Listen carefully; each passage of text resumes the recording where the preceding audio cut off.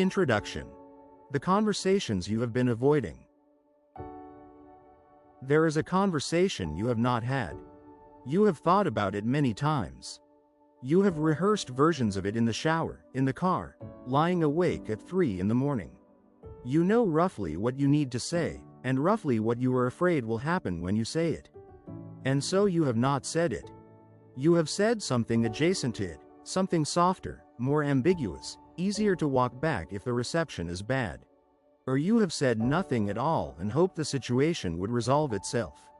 Or you have had the conversation at the wrong time, in the wrong way, and made things worse than if you had stayed silent. Hard conversations are hard for specific, understandable reasons. They involve real stakes, relationships, reputations, feelings, outcomes that matter. They require you to say something true in a situation where truth is uncomfortable. They risk producing a reaction you cannot control and may not be able to repair. But the cost of not having them is also real, and it is often higher than we allow ourselves to calculate. The relationship that slowly hollows out because the thing that needed to be said was never said. The professional situation that deteriorates because the feedback was always softened into uselessness. The resentment that accumulates, quietly and reliably, in the space where the honest conversation should have been. This book is about learning to have the conversations that matter, not perfectly, not without discomfort, but effectively and with care. The goal is not to become someone who never hesitates. It is to become someone who hesitates and then speaks anyway. Chapter 1. Why they are hard. Hard conversations are hard because they put two things in direct tension with each other: the need to be honest and the need to be safe. These two needs are not always in conflict, but in a hard conversation, they usually are. The need to be honest asks you to say something real, something that might be unwelcome, something that the other person did not ask to hear. The need to be safe asks you to preserve the relationship, avoid conflict, maintain your standing, and not be the cause of someone else's pain. Most people resolve this tension by defaulting to safety. The relationship feels too important to risk. The other person seems too fragile to absorb the truth. The moment feels wrong. The cost of honesty in the short term outweighs the cost of silence in the long term, or at least, that is how it feels from the inside of the avoidance. What makes this calculation difficult is that it is partially correct. Honesty delivered badly does damage. There are wrong moments and wrong approaches. Not everything that is true needs to be said. The judgment about when and how to speak genuinely is complex. But the calculation is also frequently wrong in a specific direction. It systematically underestimates the cost of not speaking and overestimates the fragility of the relationship and the other person. Most people and most relationships are more resilient than avoidance assumes. The hard conversation, had well, usually does less damage than the accumulated weight of all the things that were not said. Chapter 2. What you are actually protecting. When you avoid a hard conversation, the story you tell yourself is usually that you are protecting the other person. You do not want to hurt them. You do not want to cause unnecessary pain. You are being considerate. This is sometimes true. But much more often, the primary thing being protected is you. You are protecting yourself from the discomfort of saying something uncomfortable. From the uncertainty of not knowing how they will react. From the guilt of being the person who said the hard thing. This is not a moral failure. Self-protection is deeply human. But calling it by its real name matters, because the story about protecting the other person makes the avoidance feel generous when it often is not. Withholding important feedback from someone does not protect them. It denies them information they need to grow, improve, or understand their situation accurately. Avoiding a relationship conversation does not protect the relationship. It allows a problem to grow unchecked in the dark. The genuinely protective move is usually the harder one. To have the conversation, carefully and with real care for the other person, because the information matters to them even if receiving it is uncomfortable. That is what care actually looks like in practice. Not the comfortable avoidance that wears care's clothes, but the willingness to say the thing that needs saying because the relationship is important enough to be honest in. Chapter 3. The preparation that actually helps. Most advice about hard conversations focuses on what to say. While words matter, the more important preparation is internal, getting clear on what you actually want, what you believe is true, and what you are afraid of. Before the conversation, ask yourself, what outcome am I hoping for? Not the perfect outcome, the realistic one. What would a good conversation produce, even if it is not exactly the outcome you want? What would a bad conversation produce, and is there anything you can do to make that less likely? Ask yourself what you believe to be true about the situation. Not what you feel, what you actually think is happening. The distinction matters because feelings and beliefs often diverge, and the conversation will go better if you can separate them. I feel like you do not respect my time, is a feeling. You have been late to our last 4 meetings, is an observation. One invites defensiveness, the other invites response. Ask yourself what you are afraid of. Name it specifically. Are you afraid of anger? Rejection? Tears? Being told you are wrong? Whatever it is, naming it reduces its power and allows you to prepare for it rather than being blindsided by your own reaction when it appears. And ask yourself, am I willing to be wrong? A hard conversation is not a delivery of verdict, it is an exchange. If you go in certain you are right and closed to any information that suggests otherwise, you will almost certainly make things worse. Genuine openness to the other person's perspective is not a weakness.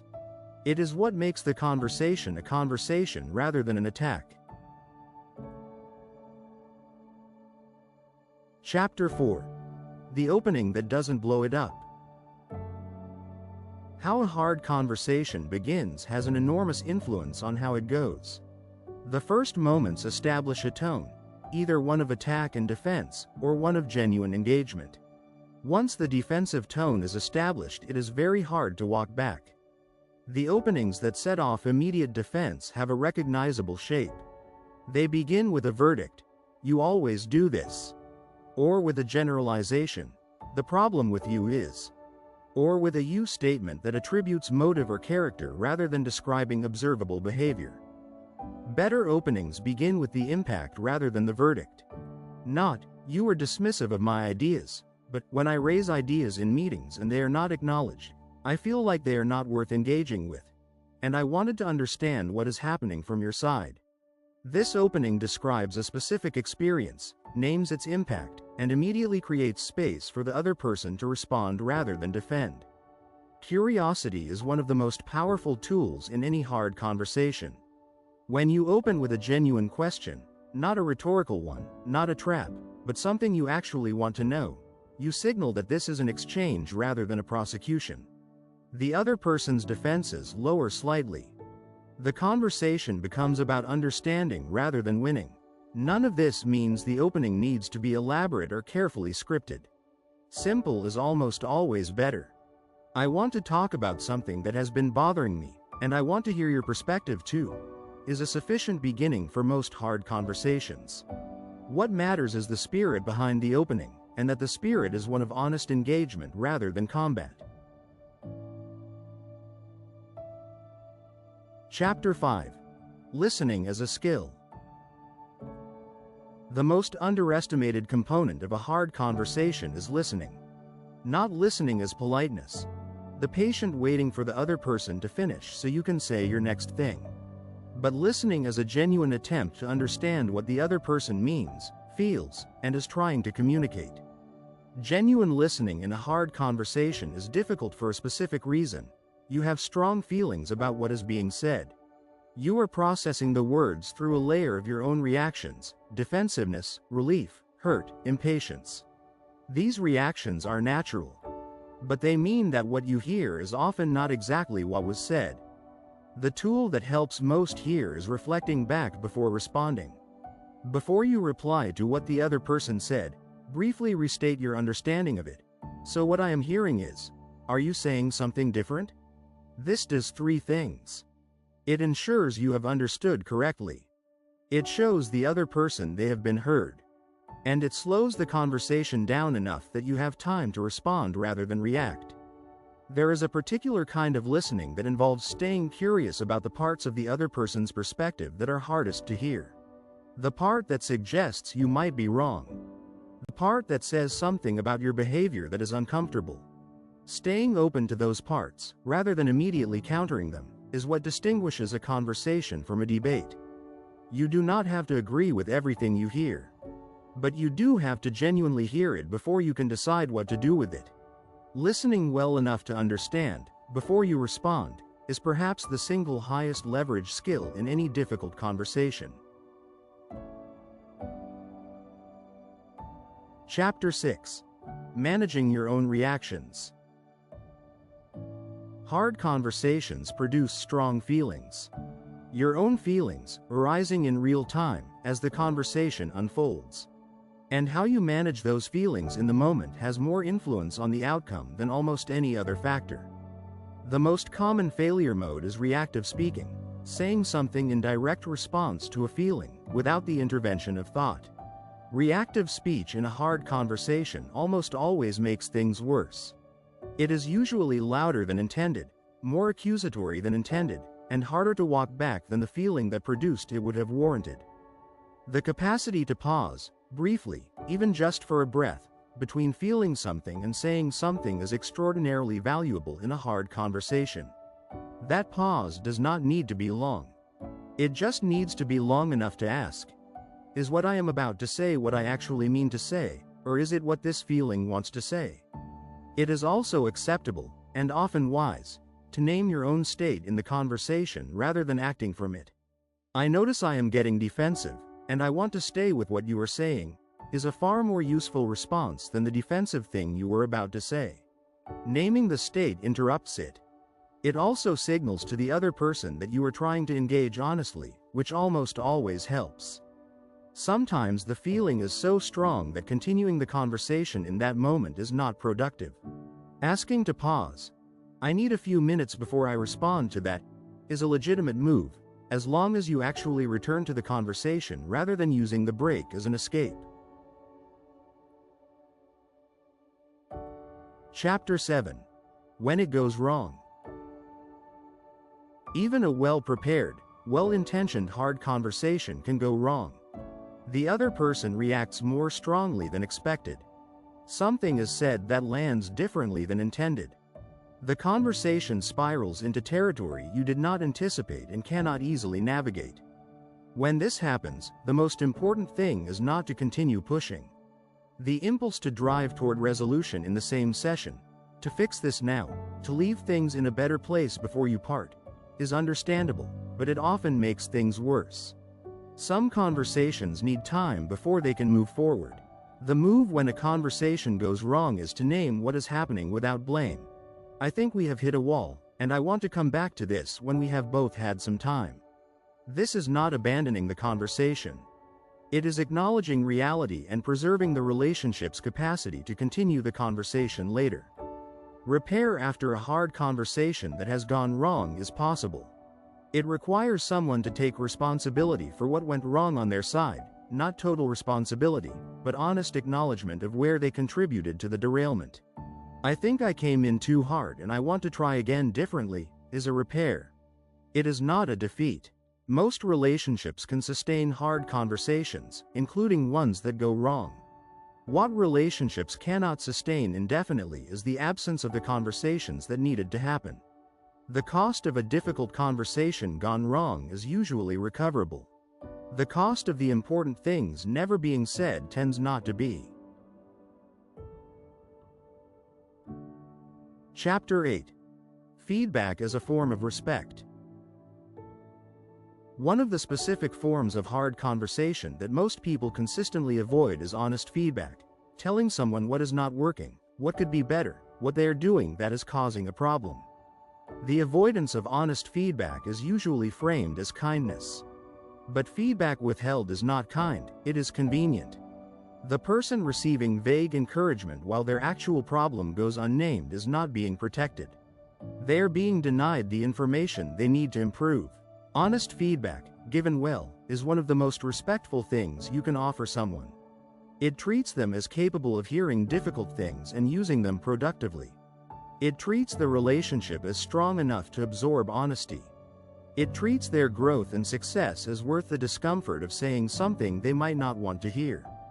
Feedback lands best when it is specific, timely, and focused on behavior rather than character. Not, "You were disorganized," but "The last 3 project updates were missing the key metrics I need to make decisions." The first closes a door, the second opens one. The first is about who they are, the second is about what they did. And good feedback ends with genuine openness to the other person's context. "I wanted to raise this directly. Is there something happening on your end that I should know about?" This is not softening the feedback. It is acknowledging that your view of the situation is partial, and that the most useful conversation is one in which you both understand more at the end than you did at the start. Chapter 9. The Long Conversation. Some of the most important hard conversations are not single events, they are ongoing. The conversation about where a relationship is going. The conversation about what is working and what is not in a long partnership. The conversation about what each person needs that they are not currently getting. These conversations are particularly hard because they have no natural endpoint. They cannot be resolved in one session and filed away. They require returning, sometimes repeatedly, over months or years, to questions that remain genuinely open.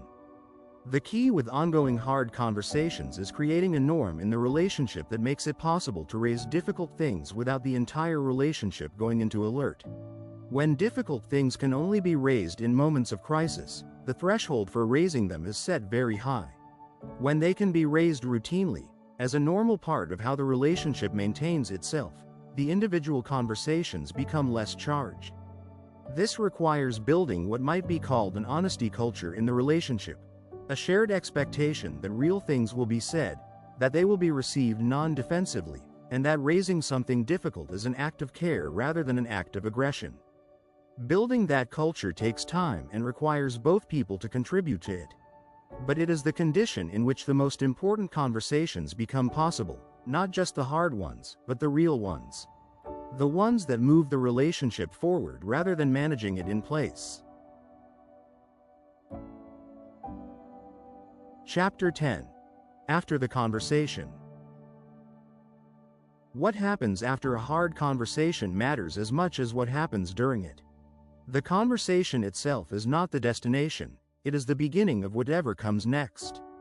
If the conversation went well, there are usually commitments or understandings to follow through on.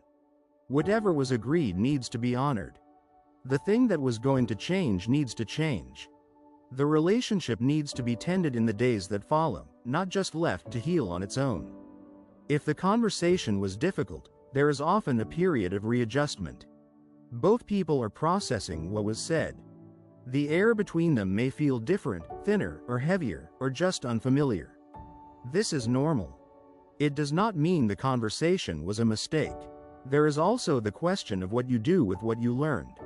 Every hard conversation, if you listened well, contains information about the other person's experience, needs, and perspective. That information is valuable especially, when it was uncomfortable to receive. What you do with it is a measure of whether the conversation was real engagement or just performance.